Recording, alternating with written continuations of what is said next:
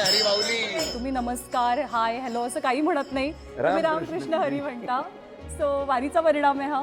ज्ञानोबा माऊली तुकाराम म्हटल्यानंतर येणारं चैतन्य हे सगळं मी खरंच पावलं पावली अनुभवतोय. का वाटलं की म्हणजे वारीमध्ये यावं, वारी करावी? मला ना पावलं पावली आजोबा दर्शन देते, आई दर्शन देते, असं सगळं वातावरणच वेगळं.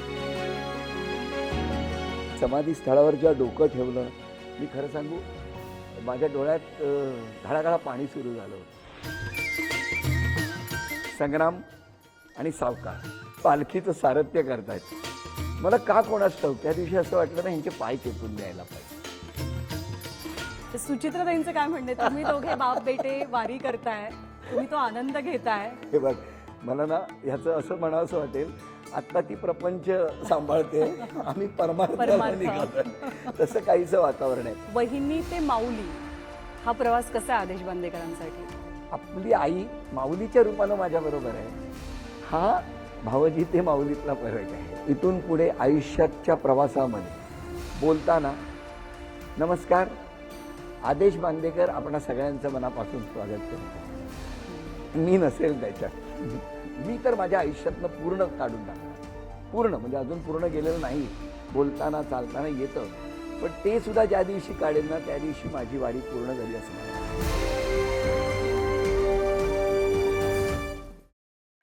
नमस्कार, मी ज्ञानदा कदम या विशेष मुलाखतीत आपल्या सर्वांचं स्वागत करते. राज्यभरामध्ये वारीचा माहोल आहे. खरं तर वारी म्हणजे चैतन्य,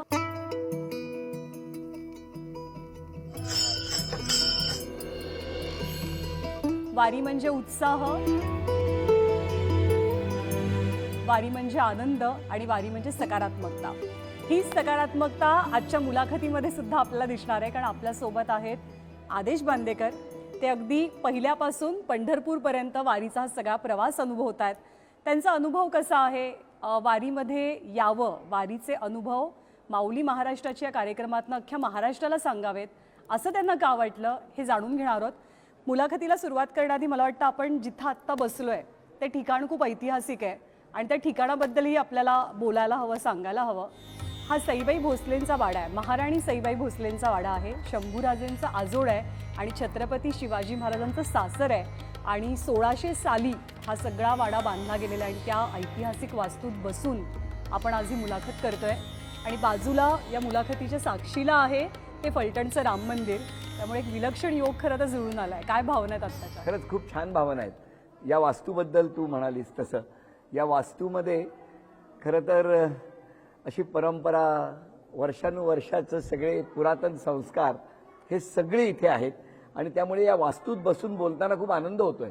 प्रभू श्रीरामचंद्रांचं देऊळ बाजूला आहे, इकडे ही एवढी मोठी मूर्ती आहे आणि अशा या उत्तम वातावरणामध्ये ज्या क्षणी माऊलींची आळंदीहून निघालेली पालखी सुद्धा आत्ता याच ठिकाणी फलटणमध्ये येऊन दाखल झालेली आहे आणि तेव्हा मला गप्पा मारण्याचा असा योग मिळतोय. खूप छान वाटतंय, कारण या प्रवासात आळंदीपासून सुरू झाल्यापासून पावलोपावली चालत असताना, वेगवेगळ्या वारकऱ्यांना माऊलींना बघत असताना, माऊली महाराष्ट्राच्या माध्यमातून पुढे पुढे आम्ही सरकत असताना, आजच सकाळी मी एका ट्रकच्या खाली बसलो होतो. ट्रकच्या खाली कारण बरेचसे वारकरी बांधव उन्हापासून एक सावली मिळावी म्हणून ते खाली बसले होते आणि मला ते त्यांच्याबरोबर खाली त्या ट्रकच्या खाली बसून गप्पा मारताना खूप छान वाटलं.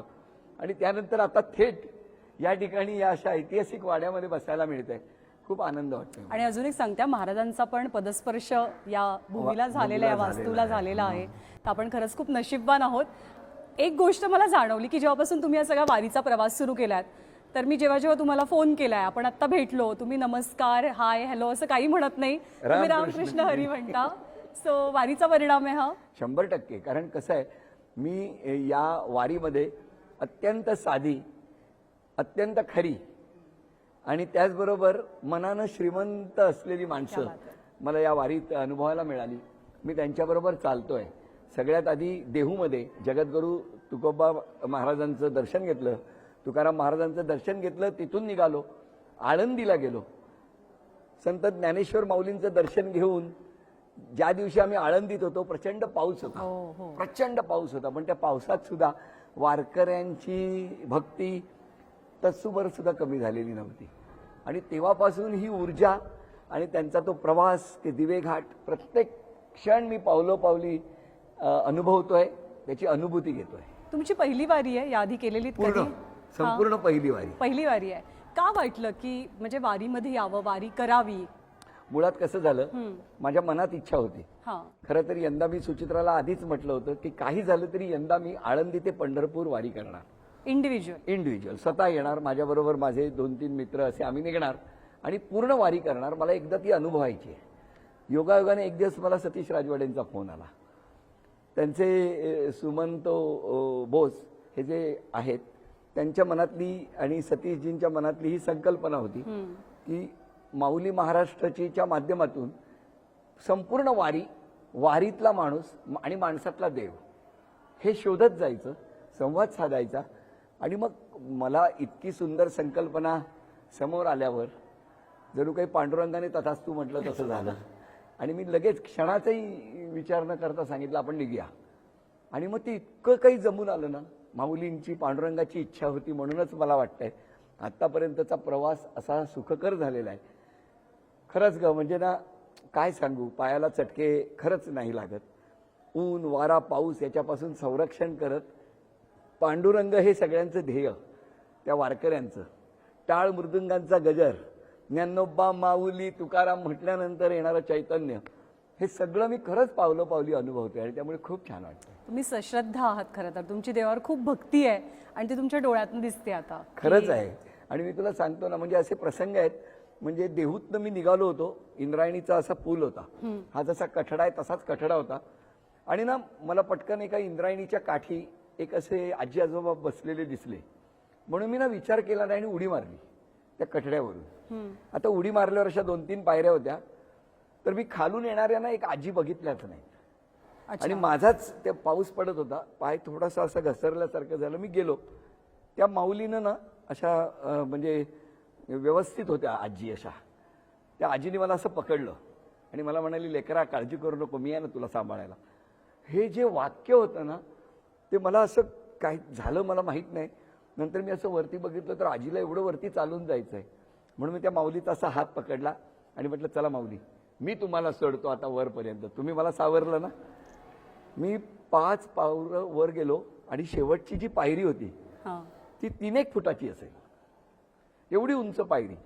आणि मी विचार करतोय, अशा आजी आहेत, ह्या आजींना आता मी कसं चढवणार. माझ्यामध्ये हा विचार माझ्या मनातच राहिला. त्या आजीने अशी नऊवारी होती ना, ती अशी वर केली गुडघ्याच्या, एक पाय असा वर टाकला आणि वर गेल्या. मी असं बघत राहिलो, म्हटलं माझ्याच्याने होईल असं मला वाटत नाही. त्याच्यावरती परत त्या आजी तेवढ्याच वाकल्या, माझ्या डोक्यावर हात ठेवला आणि मला म्हणाल्या, सुखी राह पोरा. तुला खरं सांगू, हे असे क्षण पावलोपावली अनुभवतोय. आज सुद्धा सकाळी त्या मी ट्रक खाली गेलो, त्या ट्रकच्या खाली जेव्हा जाऊन बसलो ना, असे आजी आजोबा असे सगळे बसलेले होते त्याच्या खाली. मी पण बसलो, मी त्यांच्याशी गप्पा मारल्या.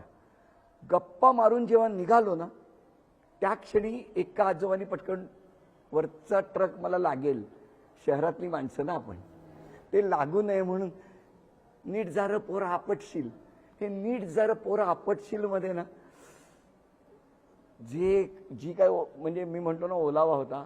माझे आजोबा आज हयात नाहीत, पण मला पावलोपावली माझे आजोबा जे दत्तभक्त होते, ते पांडुरंगाचे निस्सिम भक्त होते, कायम हातात त्यांच्या ज्ञानेश्वरी होती. विठ्ठल यशवंत बांदेकर भजनी होते, भाऊ बांदेकर. मला ना पावलोपावली आजोबा दर्शन देत आहे, आई दर्शन देते, असं सगळं वातावरणच वेगळं आहे. आणि ते अनुभवत मी पुढे चाललो आहे. म्हणजे आजपर्यंत कमावलेला सगळा बँक बॅलन्स एकीकडे आणि वारीचा बँक बॅलन्स एकीकडे. 100% ही ते म्हणजे ना पुण्याईच. म्हणजे ना तुला सांगतो की कुणालाही मदत करणं, कुणाची पिशवी डोक्यावर घेणं, कुणालाही पटकन पाय चेपून देणं, हे म्हणजे काय, कुठेही पडल्या जागी झोप लागणं, हे सगळं अनुभवतोय का या वारीत. आणि फार वेगळी आहे वारी. काय बदल जाणवले? म्हणजे आपल्याला ना, आपण शहरी भागात राहतो तर आपली छोट्या छोट्या गोष्टीवरनं किरकिर होत असते, आपण कुरबुरी करत असतो, अरे हे नाही ते नाही, हे नाही मिळालं, ते नाही दिसलं.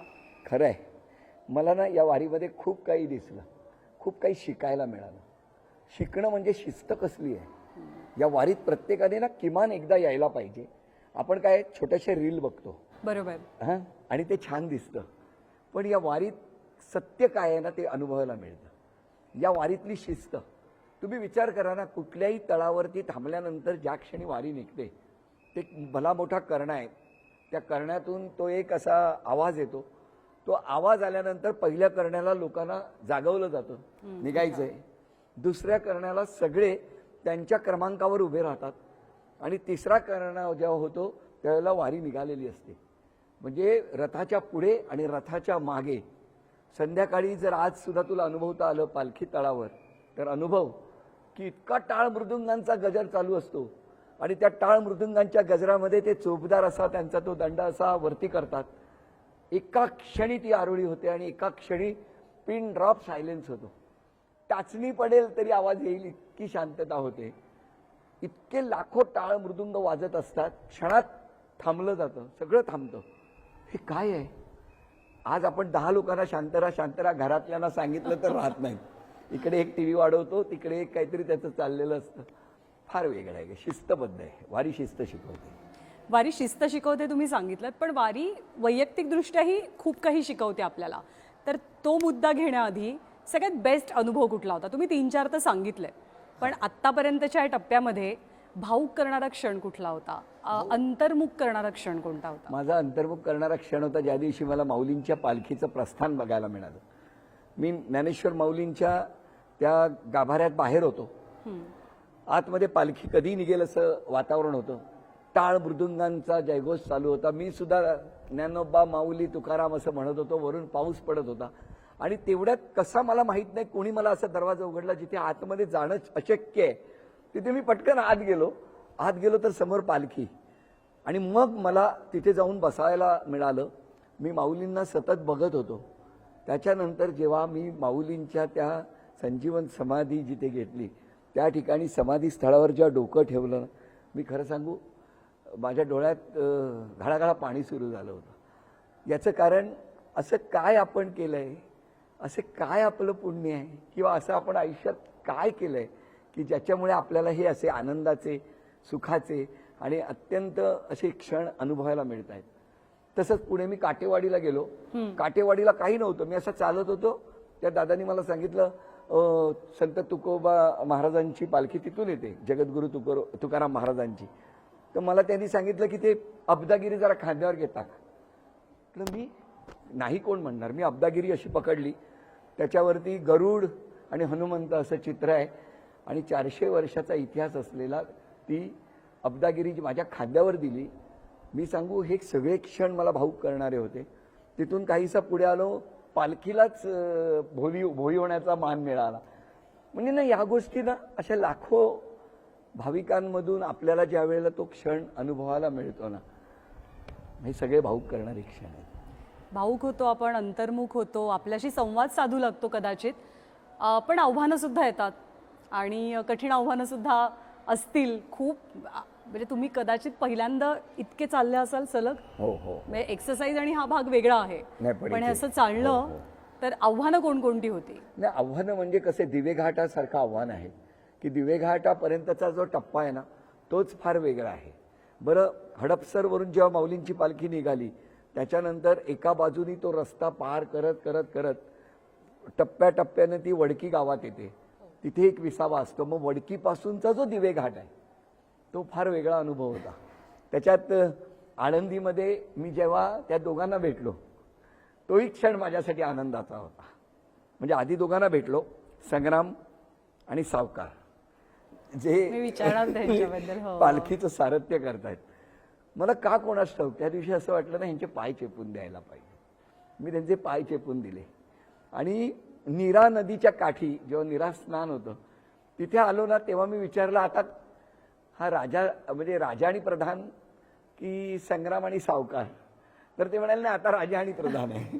जोडी बदलली. मग नीरेला राजा आणि प्रधान त्यांचेही पाय चेपून दिले.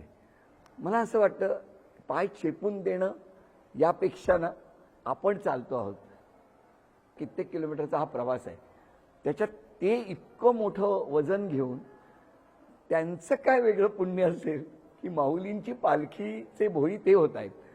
असे ना पावलं पावलीना खूप शिकवणारे, आनंद देणारे क्षण आहेत या वारीत.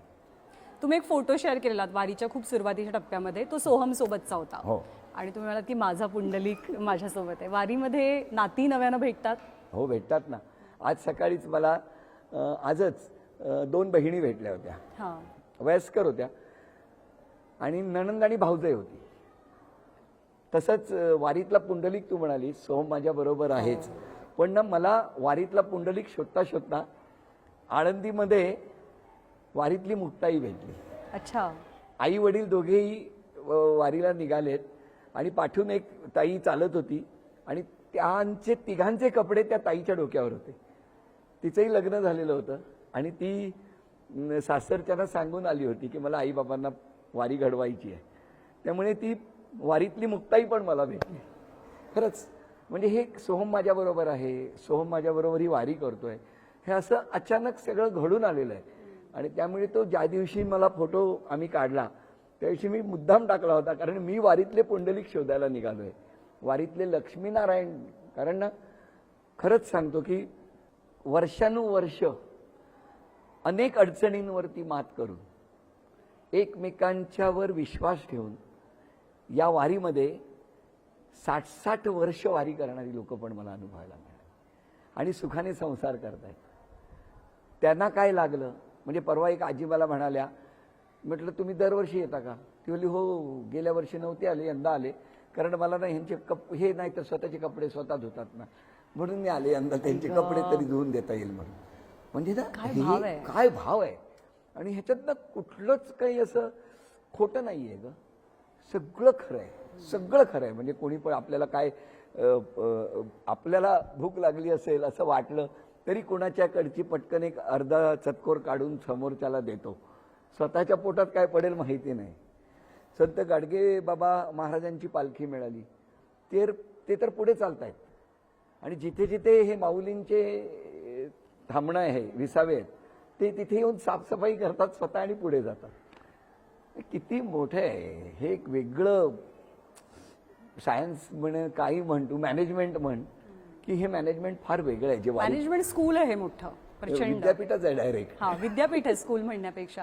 पण सोहम आणि तुमच्या नात्यात काही बदल जाणवला तुम्हाला या 10-12 दिवसामध्ये? नाही, नात्यातला फरक म्हणजे मुळात सोहम खूपच केअरिंग आहे, पण ना या वारीमध्ये ना तो अधिकची काळजी घेतोय असं मला वाटतं. म्हणजे बाबा झोपला असेल किंवा पटकन जर मी डोळे बंद केले तर पटकन लाईट बंद करून ठेवेल, किंवा पडदा आहे की जर पडदा उघडला आणि बाबाला पटकन जाग आली तर म्हणून तो पडदा बंद करेल. अशा छोट्या छोट्या गोष्टी. पटकन मध्येच धावत येऊन पाण्याची बाटली देईल, मध्येच येऊन जाईल, परत गायब होईल, पण तो मध्येच पाण्याची बाटली देईल. मी सांगतो ना की तो मुळातच काळजी घेतो, पण ह्याच्यामध्ये जरा अधिकची घेतोय हे मला जाणवत आहे. सुचित्राताईंचं काय म्हणणे, तुम्ही दोघे बाप बेटे वारी करताय, तुम्ही तो आनंद घेताय. हे बघ, मला ना ह्याचं असं म्हणावंसं वाटेल, आत्ता ती प्रपंच सांभाळते, आम्ही परमार्थाला निघालोय, तसं काहीचं वातावरण आहे. पण खरं सांगतो, मी तिला सुद्धा पावलोपावली मिस करतोय आणि तिला मी वारंवार प्रत्येक अपडेट पाठवतोय. कारण ना या कार्यक्रमाचा मूळ उद्देशच तो होता माऊली महाराष्ट्राचा, की बऱ्याच जणांना ना वारी करणं शक्य नाही होत. तर त्यांनी टीव्ही समोर बसा आणि बघा, आणि तुम्ही आमच्या सोबत आल्याचा आनंद मिळेल. म्हणजे मी एकटाच चालत नाहीये, तर माझ्याबरोबर घराघरातून, आणि तसे आता निरोप यायला लागलेत की वारीत आम्ही आहोत असं आम्हाला वाटतंय. नाही, पांडुरंगाला सेवा पोचते म्हणून. तुम्ही तसेही ना घराघरात पोहोचलेले आहात. सो वहिनी ते माऊली हा प्रवास कसा आहे आदेश बांदेकरांसाठी? खूपच छान आहे. मी आज सांगतो, आजच मी सकाळी थोडासा भावूक झालो होतो. सगळ्या अशा माऊली भेटल्या होत्या, त्या माऊलीच होत्या, पण त्यांनी ना मला बघितल्याबरोबर पटकन भाऊजी म्हणून हाक मारली. कारण ते आता इतकं वर्ष घरात जाऊन आनंद दिलाय. आणि मग त्याच्यानंतर ना त्या माऊली ज्या वेळेला माझ्याशी बोलायला लागल्या, तुला खरं सांगतो, म्हणजे माझी आई वारीला असती, कारण ती नर्स होती, ती लोकांची अनेक वर्ष शुश्रूषा करत होती, आज ती हयात नाही. पण पावलोपावलीनं आई असती तर, कारण तेव्हा सुद्धा असं झालं, जेव्हा आई गेली ना त्याच दिवशी मला एका टूरला जायचं होतं, लोकांना आनंद द्यायचा, आणि सगळ्या महिलांची टूर होती. पण त्या टूरला जाताना सुद्धा ना दुपारी आदल्या दिवशी आई गेली आणि सुचित्रा पप्पा असे समोर बसले होते आणि ते म्हणाले होते की आई गेली ना म्हणून दुःख करत बसू नकोस. अशा कितीतरी आई आहेत ज्या तुझ्याकडनं आनंदाची अपेक्षा करतायत. उठ आणि निघ. मी खरं सांगतो, आज सुद्धा त्या माऊली भेटल्या, इतक्या त्या चालल्या होत्या, थकल्या असतील, त्या सावलीखाली मला भेटल्या एका सावलीत, आणि मी बोलायला लागल्यावर एकदम फ्रेश होऊन हसायला लागल्या. त्यांच्या त्या प्रसन्न हास्यामध्ये ना माझी आई मला सोबत असल्याची साथ देत होती. ह्या ज्या आठवणी आहेत ना, की आपली आई आपल्याबरोबर आहे, आपली आई आपल्याबरोबर नाही आहे, आपली आई माऊलीच्या रूपानं माझ्याबरोबर आहे. हा भावजी ते माऊलीतला फरक आहे, वहिनी ते माऊलीतला. किती छान सांगितलं. कारण विठ्ठल देव असा आहे ना की तो म्हणजे त्याचं रूप पुरुषाचं आहे, पण आपण त्याला आई म्हणतो. सो तो कनेक्ट आहे माझ्या मते. की मला एक सांगा की पंढरपूरला दर्शन घेतलं तुम्ही, आणि या अनुभवानंतर घेतलं 10-12 दिवसांच्या सगळ्या वारकऱ्यांसोबत राहून, दोन्ही पालख्यांचं दर्शन घेऊन, ऊन वारा पाऊस सगळं काही अनुभवून जेव्हा त्या गाभाऱ्यात गेलात आणि डोकं टेकवलं, तेव्हाची फिलिंग काय होती? काय नाही, खूपच असते. म्हणजे मला तर, मी असाही भाऊकच आहे, मुळातच मी भाऊक आहे. पण तुला सांगतो की ज्या वेळेला ना या सगळ्यांसोबत, म्हणजे मी आषाढी एकादशी दिवशी तर मी कळसाचंच दर्शन घेईन, कारण ह्या प्रत्येकांमध्ये मला पांडुरंग वेगवेगळ्या रूपानं दिसतोय, भेटतोय, आणि खरंच भेटतोय. म्हणजे असं नाही की आपल्याला तर रस्ता नाही मिळणार आहे असं वाटत असतानाच कुठून तरी पटकन एखादा रस्ता तयार होतोय. हे अलौकिक आहे आणि मी हे अनुभवतोय. पण मी तुला सांगतो की ज्या वेळेला त्या गाभाऱ्यात जातो, म्हणजे जगद्गुरू तुकाराम महाराजांच्या गाभाऱ्यात गेलो, मी त्या शिळेला स्पर्श केला, मी संत ज्ञानेश्वर माऊलींच्या कडे गेलो, मी पांडुरंगाच्या चरणी जेव्हा जेव्हा नतमस्तक झालो, मी खरं सांगतो मी खूप भावुक होतो. म्हणजे मी आजपर्यंत कधीही इतक्या वर्षात तिथे गेल्यानंतर ना मला काहीच मनात येत नाही. माझं मन असं न्यूट्रल झालेलं असतं. म्हणजे मला काहीच, म्हणजे असं म्हणतात ना की तुम्ही काय मागाल, काय कराल, काय नाही. माझ्या मनात बाहेर येतो आणि मग लक्षात येतं, अरे मी काहीच नाही बोललो, त्या सगळ्यांचं सगळं चांगलं होते. इतकं मी अनुभवलंय. म्हणजे वारी अनुभवताना ना मला हे जास्त जाणवतंय यंदा. मी जशी जशी वारी पुढे सरकते ना, तशी तशी अजून माझ्यात, म्हणजे मी म्हणतो ना की माणूस पण काय असतं ना, ते जगण्याची ताकद वाढायला लागली. कसं असतं ना, सेलिब्रिटी असल्यावरती आपण माणूस आहोत, त्याच्यामुळे कुठे ना कुठेतरी आपला तर छोटा हे तयार होतो, अहंभाव तयार होतो कधी कधी, की अरे मी आहे, मी पण ज्याला म्हणतो. पण ते आहे ना की ते पांडुरंगाच्या चरणी ते मी पण गळून पडतं, किंवा देवाच्या चरणी ते मी पण गळून पडतं. तो अनुभव दिला वारीनं? दिला ना, देतोच ना. मी तुला सांगतो की मला एक आमचे मित्र भेटले होते, अकलूजचे पोलीस DYSP आहेत. ते मला भेटले होते तेव्हा मला एक वाक्य म्हणाले होते की आदेशजी, जर तुम्ही या वारीत टीव्हीच्या माध्यमातून लोकांच्या घरात पोहोचताच आहात, पण जर तुम्हाला वारीमध्ये गर्दीत सगळे उभे आहेत आणि तुमचा आवाज ऐकून माऊली म्हटल्यानंतर ते बाजूलाच होणार आहेत, पण लक्षात ठेवा, ते बाजूला होताना जर तुमच्याकडे बघून हसले ना, तर तुम्ही काहीतरी काम केलंय इतक्या वर्षात. आणि ती प्रचिती मला आली आहे. म्हणजे कशी, तर मी कुणीही नाही, आम्ही आणि आपण, हा भाव इतका भरलाय ना मनात, की मी तरी सांगतो इथून पुढे आयुष्याच्या प्रवासामध्ये चालत असताना माझ्या बाबतीत विचार केला ना, तर मी होम मिनिस्टरमध्ये सुद्धा ना, किंवा माऊली महाराष्ट्रामध्ये सुद्धा बोलताना, नमस्कार, आदेश बांदेकर आपणा सगळ्यांचं मनापासून स्वागत करतो. मी नसेल त्याच्यात, कारण इतकी वर्ष मी कुठल्याही कार्यक्रमात मी आदेश बांदेकर असं म्हणायचो, तर नाही, आदेश बांदेकरच नाव समोर पाहिजे आहे, ते ॲस्टनसाठी तेवढ्यासाठीच बोलेन, अदरवाईज नाही. मी तर माझ्या आयुष्यातनं पूर्ण काढून टाकणार आहे, पूर्ण. म्हणजे अजून पूर्ण गेलेलं नाही, बोलताना चालताना येतं, पण ते सुद्धा ज्या दिवशी काढेन ना, त्या दिवशी माझी वारी पूर्ण झाली असं मला वाटतं. मी हा प्रश्न करता विचारणार होते की वारीनंतर आदेश बांदेकरांमध्ये काय बदल होतील, पण त्याचं सगळ्यात मोठं उत्तर आणि खरं उत्तर तुम्ही दिलेलं आहे. तुमच्यासोबतची टीम मी बघितली, जी आता सगळ्या प्रवासात तुमच्यासोबत, प्रचंड यंग टीम आहे. तर ही नवी मुलं जी आहेत ना, या नव्या पिढीपर्यंत वारी कशी पोहोचते किंवा कशी पोहोचायला हवी असं तुम्हाला वाटतं? हेच माध्यम आहे, आपलंच माध्यम आहे. कारण आपल्या माध्यमावरती ना बऱ्यापैकी विश्वास आहे. हे माध्यम पूर्ण आरसा दाखवतं, आणि त्यामुळे या माध्यमातून यातले जे, म्हणजे पडद्यामागचे क्षण जसं आपण पडद्यावर म्हणतो, तसं या वारी मागचे क्षण आहेत ना, ही अत्यंत पॉझिटिव्हली गेले पाहिजे. प्रत्येक गोष्टीत दोन अंग असतात, पण त्याच्यातलं जे हे सकारात्मक अंग आहे ना वारीतलं, मी काल एका ट्रकमध्ये गेलो होतो. तो ट्रक बघून माझं घर मला लहान वाटायला लागलं. त्या ट्रकमध्ये काय नव्हतं, सुईपासून सगळं होतं, पाण्याच्या टाकीपासून, अन्नाच्या चुलीपासून, कपडे वाळत घालण्याच्या व्यवस्थेपासून. महिला आणि पुरुष दोन, त्याच्यात फ्लोअर होता त्या ट्रकमध्ये, की वरती महिला, खाली पुरुष झोपणार आहेत. आणि त्याच्यानंतर सगळ्यांचे कपडे, सगळ्यांची लावलेल्या बॅग्स, त्यांची जेवणाची व्यवस्था, चण्या डाळीपासून ते तांदळापासून ते, म्हणजे किचन, बेडरूम, हॉल, काय म्हणशील ते सगळं एकात होतं. अशा ट्रकमध्ये काल मी गेलो होतो आणि तसेच ट्रक घेऊन ते पुढे जात आहेत.